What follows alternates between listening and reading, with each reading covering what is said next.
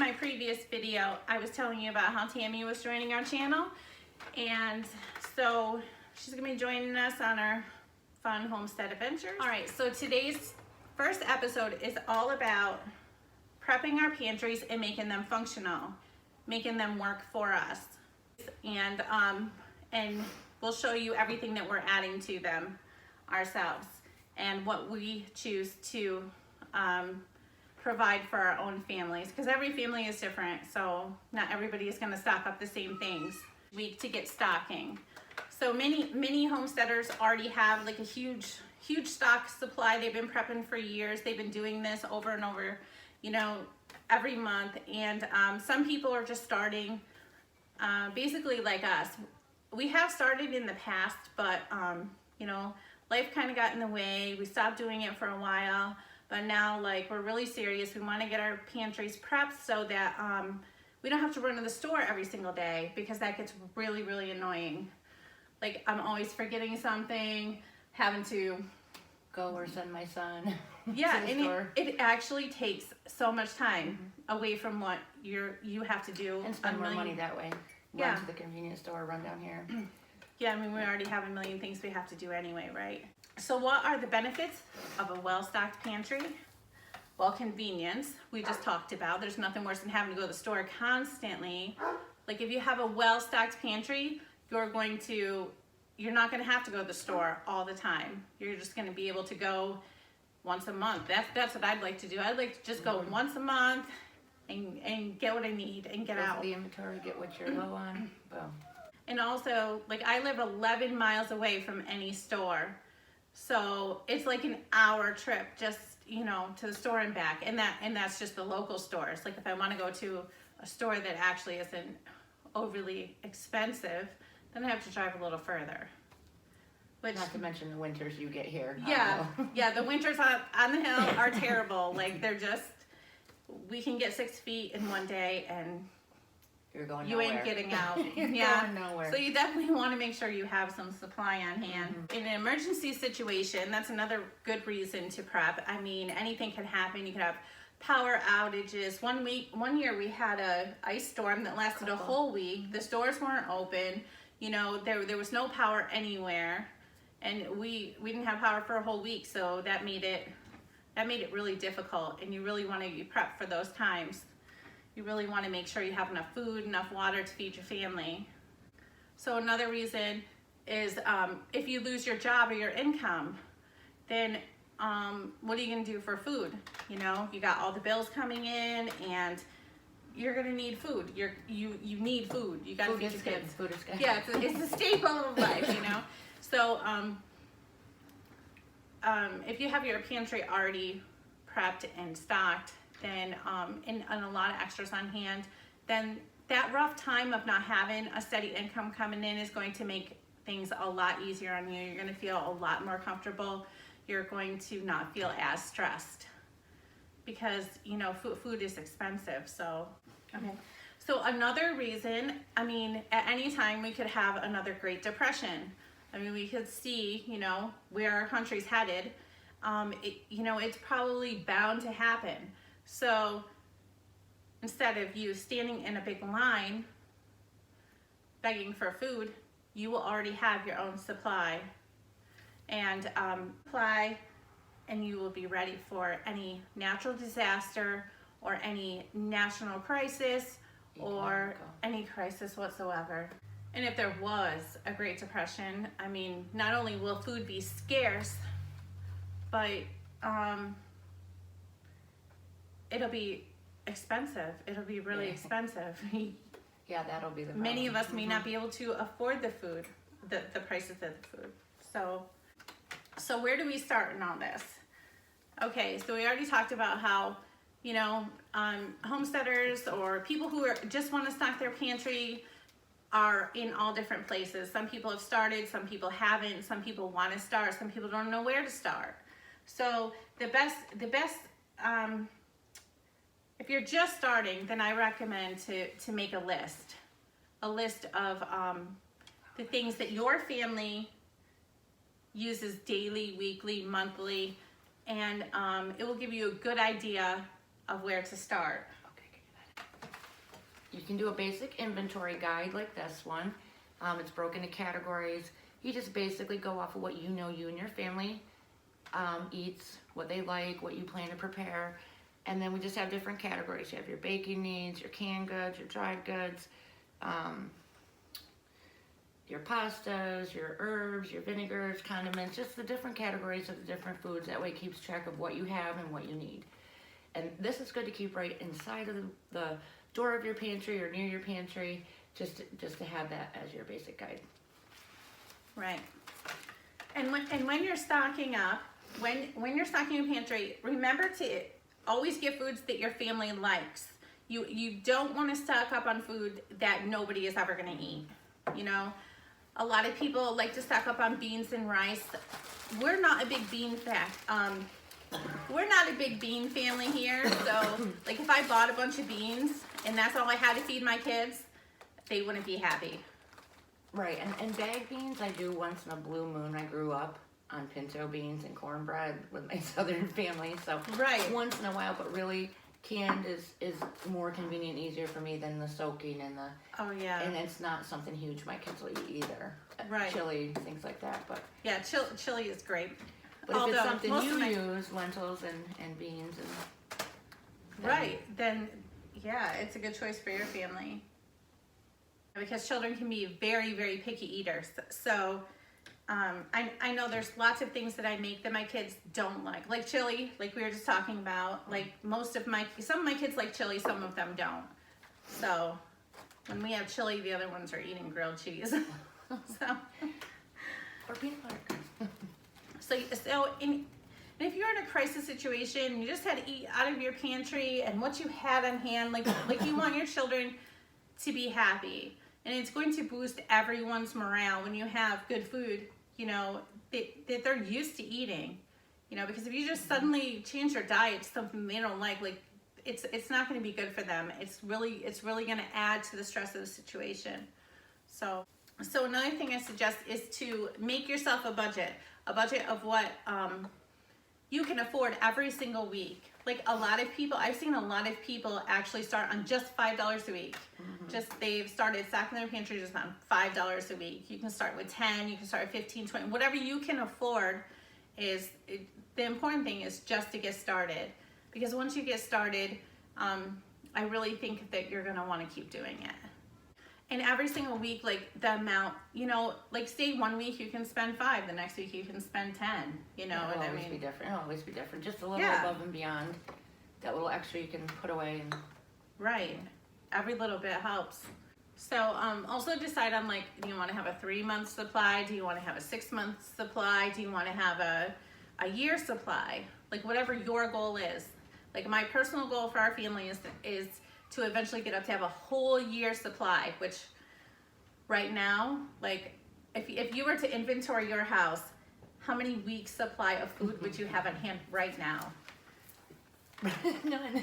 I mean, I have the, food, right. But really honestly, I think that probably anything that right now, I'd have to make that inconvenient run because I have not kept up being so busy. So that's why I want to get back into not having to do that, because right now really I think it would be myself or my son run to the store, I'm out of this, or I need this for this. Right, exactly. This meal. And that's so inconvenient. And like I may have like a 2-week supply, and that's really pushing it. So, and that's just because I just went grocery shopping. So it makes a big difference.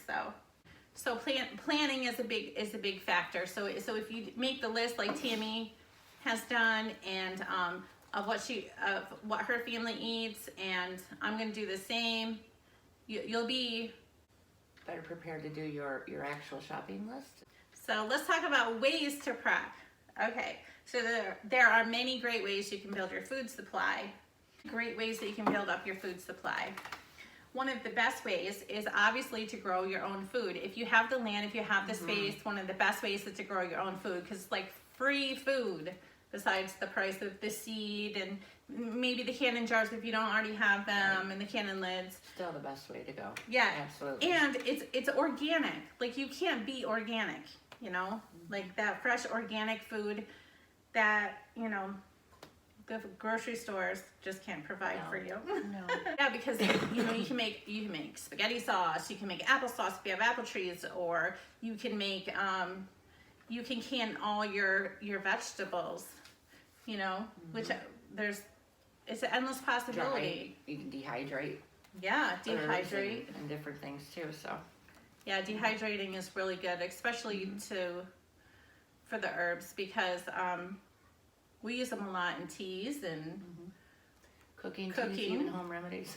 yeah, home remedies. I mean, so if you don't have a garden or you can't garden, then another good way is you can can things from the store.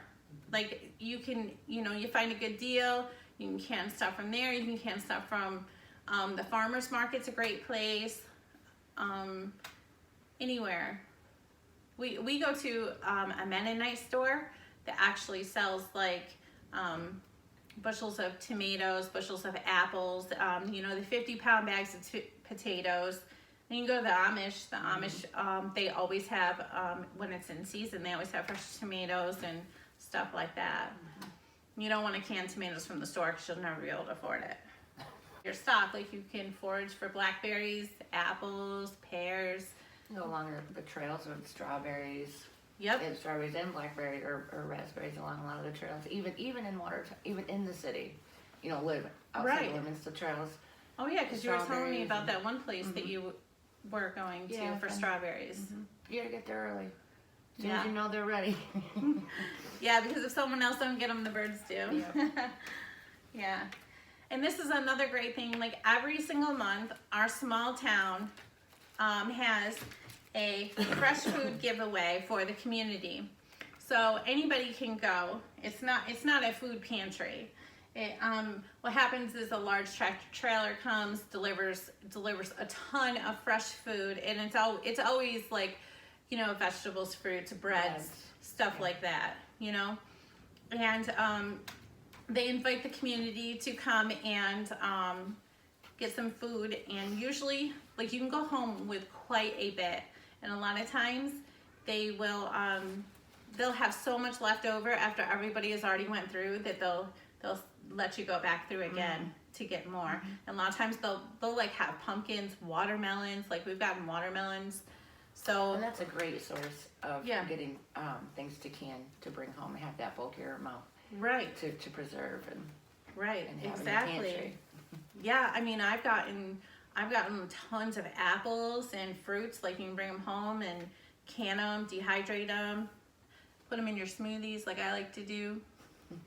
And another thing, after what's left over after everybody's taken everything that they want, then they allow the farmers to come in and take the rest home for their livestock, which is really, really nice. But I really don't advocate like going to a food pantry to stock up, because that really is there for the poor and the people who really, really need it. So that's just not something I do personally. All right. So another benefit of having a well-stocked pantry is that you can be a blessing to others. Say you have a friend or a neighbor or anybody that is in a bad situation. They lost their job, they don't have food to feed their family. If you have a well-stocked pantry, it's so easy to just go make them a box of stuff to take home, and it's a huge blessing to them. Like it's just really a great thing to be able to do, to give. It's always better to give than receive. And we had that help when my husband was sick, and so to give back like that, Yeah. It's an amazing thing. Okay, so let's move on to showing you the things that we have bought this week to start our food storage. All right, so you want to go first? Go ahead. Sure. Very important to me, I didn't necessarily buy this week, but are pastas, spaghetti noodles, elbow macaroni noodles. So, good for so many things, even thrown into a soup just to make it go further, be more filling. So I always like to have an assortment of pastas. And you can make a lot of quick, easy meals with pastas, like quick, easy, Yes. Egg noodles, which I do like to make homemade egg noodles too, but I do like to keep a stock of actual homemade, actual egg noodles. And I brought the apple cider vinegar because it's for so many things, for recipes, but also for using around the house, for cleaning, for home remedies. So many good uses for apple cider vinegar. So that I always like to have. It's a great thing to have, and I also use it to put in my animals' water too because it's really good for them. Oh, nice. It helps keep them healthy. Oh, I didn't So, know. Great. yep. That's awesome. I didn't know that. Breadcrumbs, and this is because they're useful for many things, but my boys are great fishermen. Salmon, and they love to cut their salmon up, breadcrumb it, which, you know, that's also a natural resource for food, salmon. They fishing. deep fry it, eat it all the time. So we always have good breadcrumbs for the fish, and but also canned meat. We have here some chicken, but tuna, whatever kind of canned meat. I mean, Yep. can go in casseroles, can go in soups, can sandwiches, whatever.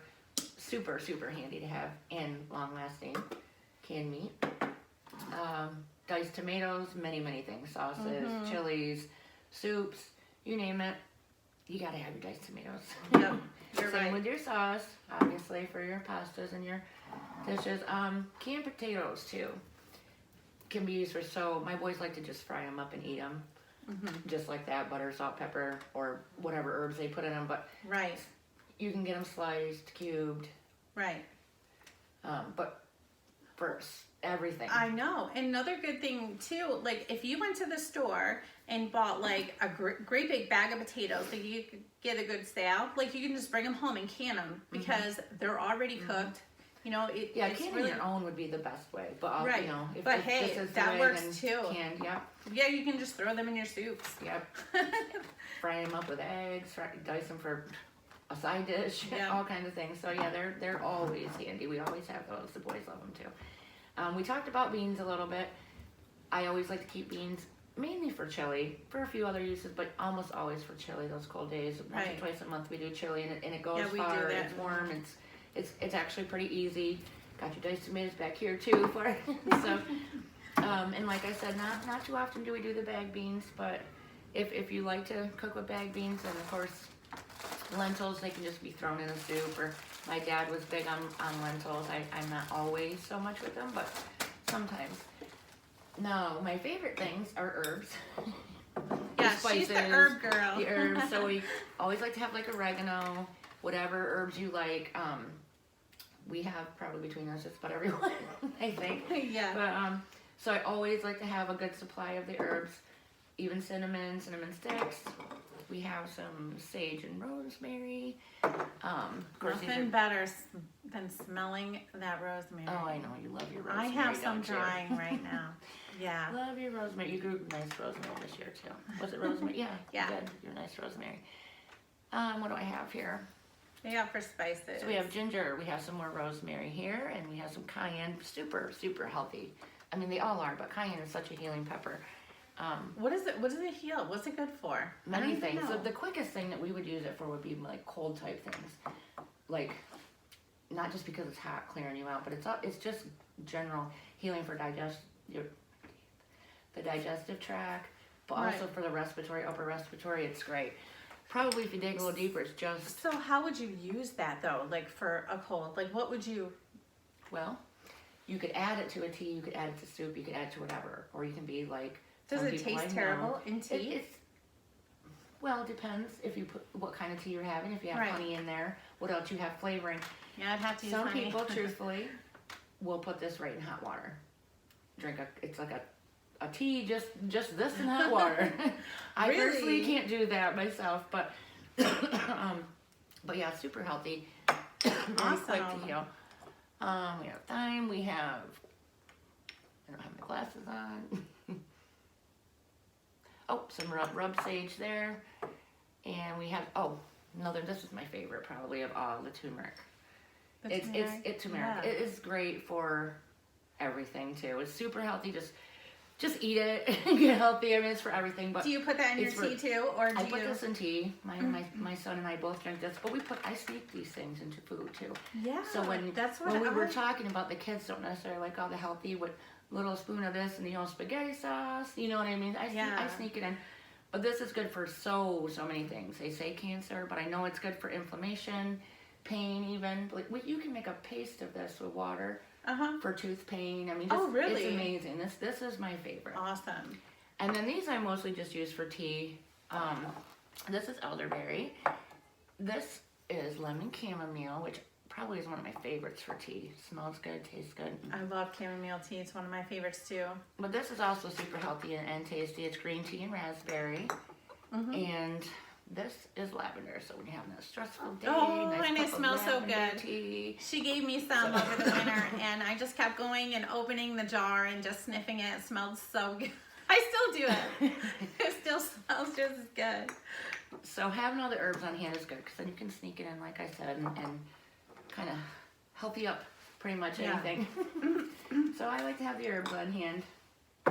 Nice. So that's what I brought for this week. Okay, so I will get on to my stuff. Okay, first I have some cream of mushroom soup here because cream of mushroom soup is good for so many things. Like, I put it in everything. I make like a homemade beef stroganoff and I put it in there. You can use it in your gravies to give extra flavor. You can use it for Probably helps thicken. Does it help thicken your gravies up? yeah, definitely. Nice. Yep, and I put it in soup sometimes. Sometimes I throw it in my beef stew just to give it a little different flavor because we eat so many soups and stews over the winter that I just like change it up a little bit. So it's a really great soup for lots of stuff. And then I got some applesauce because my kids love applesauce, and my apple tree only produces it every other year. I was just going to ask you how that was this year because usually we can. Right, usually we're canning applesauce, but this year we didn't. And I didn't get the time to go, I'm with you. Yeah. looking for apples. Which we will do sometimes. We take nice Yes, rides and we'll go and take just you pick along with apples us and- next season. Yeah. So applesauce is something I like to keep a lot of because the kids love it. And last year I canned like 40 to 50 jars and we went through all of it. My So. kids absolutely love it too. And peanut butter, I got this great big thing of peanut butter at Walmart. And I bought 2 of everything that I have just so I could put one away and keep one out. And the kids eat a ton of peanut butter. We all do. So it's a great thing Yep. to have on hand. Peanut butter goes without saying. You just Yeah. gotta have it. If you, yeah. Unless you have a peanut allergy, let's not have peanut. Yeah, unless you have an allergy. Okay, so I also got some canned chicken too at Walmart. And this is, like she said, it's great just to have some canned meat because it makes a great lunch, or you need that protein. I also got breadcrumbs. We use a ton of them. Pasta. Yep, pasta, my egg noodles. I usually use these. I basically only use the egg noodles really when I make the hamburger stroganoff because I'm not a big egg noodle fan. My kids love them, chicken but casserole. That's where I put them. yeah, that's good. I also got some chicken cubes, some bouillon cubes, because they flavor really well if you're making gravies or basically anything. I also got some beans too, some kidney beans for chili, because I already said I make a lot of chili over the winter. Some ketchup, because kids love ketchup. And if you don't have, if you need flavor for your food, this works. It works like even if you, flavor your meatballs with it. Like I put in my meatballs sometimes, your meatloaf, stuff like that. So that's really good. I have a couple kids that would not make it without the ketchup. You're Yes. one of them. You're Yes. like that too. I have a couple of kids that wouldn't make it without ketchup too. So, and of course my husband is super picky, so I am only allowed to buy the Heinz. I also got some hemp protein powder because this stuff is really good and I put it in my smoothies all the time. And it's just really healthy for you because especially if it's an emergency situation and you really need those calories and vitamins and nutrients, you really want to have this. And coffee. Most importantly of all. Most important thing, coffee. Must And have. another thing my husband is really picky about, Folgers only. So we only use the Folgers kind. And I also got macaroni I usually buy mine in the 2-pound boxes because I usually have to make 1.5 pounds anyway of anything that I make because we have a big family. I also got some beef broth and chicken broth because I use those a lot to make soups and stews, and Just broth is just, yeah. broth is Got it. great. Yes. And if you can make your own bone broth, it's even better. I also dehydrated some chives from the garden. So these I like to put in my mashed potatoes. Oh, you spread them baked potatoes? Yep. Baked potatoes, any kind of potatoes. That's your stuff. So I also got some tomato paste because when I'm making, when I'm using my tomatoes from the garden, I like to have tomato paste to thicken it up when I'm making like a spaghetti sauce or something, so it's thicker. So that really does a good job. Did you get to can much sauce this year? I didn't. I still have tomatoes that are ripening in the garden, but I really didn't get. No, it was a bad gardening year. It was just. It was so much rain, spring and summer, Yeah. I think. But yeah. you got So here. I also went to the Mennonite store, and so I got some seasonings there. Sometime we will take you along to that store because it's really awesome. I love that place. You've been there, right? Oh, yeah. Yes. Yep. Okay, so this is just some poultry seasoning, and they come in little containers like this, and they're sealed. And then I also got some ground turmeric because Tammy says it's so good. She listens. I also got some celery flakes because I use these in soups a lot. I also have a lot of celery still in the garden that I can dehydrate too. Yeah, So, perfect. or to use fresh. You get an extra. I don't actually have celery, believe it or not, like this. Right. Yeah. Celery flakes, that's nice. Yeah, I just put those in soups. It just flavors your soups and stews so good. Then I got this thing of sea salt. There, it was $2.84, and it is 3.5 pounds of sea salt. So salt is necessary. Your body needs salt. So, and I only like to use sea salt. So we got that. And this is good for a lot of things, even out of the kitchen too. I love sea salt too. Yeah. What do you use it for? We put it in baths Oh yeah. for drawing out anything or Toxins. just drawing out toxins, and also even if you know, oh, your back hurts, whatever, we put sea salt in the tub, and Nice. but for gargling, all that sea salt. Yeah, gargling. Yes, definitely. Yeah, it's great. And the last thing I think I have to show you is honey. I got some local honey, real honey, and of course you use this for everything. Did you I get got that this at at the the Mennonite? Mennonite store too, and it was $5.21, and it is 1.5 pounds. So it's really And honey is something to always have. It's super healthy. We got some a couple weeks ago. We went to the Burville cider mill. oh We right, did get some apples and some honey, and yeah, and they go good together too. And and they have the honey sticks. We just eat them. really, oh that's cool. Like a little plastic. You just So, you know, honey lasts forever. You can just put it on your shelf, lasts forever. So that it's a great thing to have. So okay then, I think we went over the importance and the reasons of starting the pantry. We kind of have a general mismatch of kind of odds and ends of every different type of thing we would want to put in our pantry. A little of everything. Next week we want to kind of talk a little bit more about the actual categories that'll keep you more focused when doing your list, because you can see we have the different, like baking, and we have herbs, we have pastas.